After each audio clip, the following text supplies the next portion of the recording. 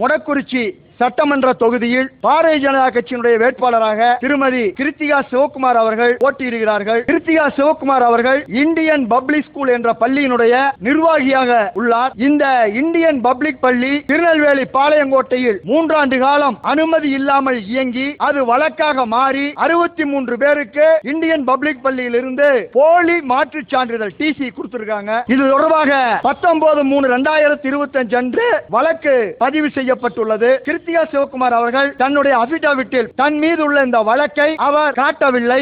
இது மக்கள் பிரதிநிதித்துவ சட்டத்தின்படி குற்றமாகும். போலியான மோசடியான முறையில் சத்திய பிரமாண வாக்குமூலம் என்ற அபிடவிட்டை மொடக்குறிச்சி பாரதிய ஜனதா கட்சி வேட்பாளர் அவர்கள் தாக்கல் செய்துள்ளார். இது மிகப்பெரிய குற்றம். மக்கள் பிரதிநிதி சட்டப்படியும் பிஎன்எஸ் என்று சொல்லக்கூடிய சட்டப்படியும் இது மாபெரும் குற்றம். இந்த குற்றத்தை செய்த இந்த வேட்பாளரை தகுதி நீக்கம் செய்ய வேண்டும். அவர் மீது சட்டப்படி நடவடிக்கை எடுக்க வேண்டும் என்று கோரி ஆதாரத்துடன் மாவட்ட தேர்தலிடம் இன்று மனு கொடுத்துள்ளோம்.